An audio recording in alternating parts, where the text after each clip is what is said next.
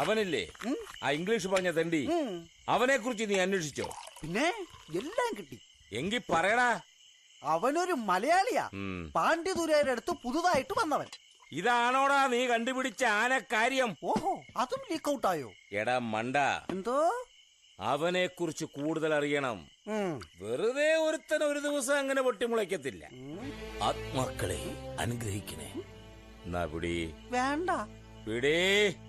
ഇതെന്താ എന്നും ആത്മാക്കളോട് പ്രാർത്ഥിച്ചിട്ട് ഗ്ലാസ് എനിക്ക് തരുന്നത്? നിനക്ക് ശരീരമില്ലല്ലോ, ആത്മാവ് മാത്രമല്ലേ ഉള്ളൂ. അപ്പൊ നീ കുടിച്ചാലും മതി. കുടി. വേണ്ട. കുടിയടാ. ആ പവനൻ, പവനനല്ല പൂവനൻ. ആനനൻ. അവൻ ആരായാലും അവനെ എന്തിനാ ഈ മണ്ണിൽ നട്ടതെന്ന് എനിക്കറിയണം. മുതലാളി, എന്താടാ? നമുക്കൊരു ഫ്രിഡ്ജ് മേടിച്ചാലോ? എന്തിനാടാ? ഐസ് ഇടാതെ അടിച്ചിട്ടൊരു സുഖമില്ല. നിന്റെ അച്ഛൻ അവനെ കുറിച്ച് അന്വേഷിക്കുന്നുണ്ട്. ചെലപ്പോ നിന്നെ കെട്ടിച്ചു കൊടുക്കാനാവും. ഈ മുത്തശ്ശിക്ക് എന്താ? യോ, ഇതെന്താ ഹൈ ഹീൽസോ? പൊക്കം പോരാ. വയസ്സാം കാലത്തെ അഭ്യാസമൊക്കെ വേണോ മുത്തശ്ശി? നിനക്കെന്താ എത്ര കുശുമ്പ്? ഇത്ര വയസ്സ് വരെ ഇടാവൂന്ന് ഈ ചെരുപ്പിൽ എഴുതി വെച്ചിട്ടുണ്ട്. പക്ഷെ ഒരു കാര്യം നിന്റെ മുഖത്ത് എഴുതി വെച്ചിട്ടുണ്ട്, നിനക്ക് അവന് ഇഷ്ടമാണെന്ന്. ഇഷ്ടോ? എനിക്കോ? ഇഷ്ടമില്ലാഞ്ഞിട്ടാണോ അവനെ നീ അന്ന് അത്ര ഉപദ്രവിച്ചത്? പിന്നെ ഇഷ്ടം വന്ന ആരെങ്കിലും ഉപദ്രവിക്കൂ?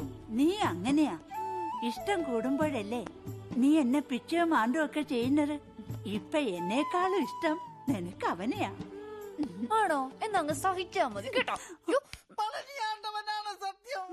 അവിടെ സത്യം പറച്ചിൽ തുടങ്ങിയെന്ന് തോന്നുന്നു.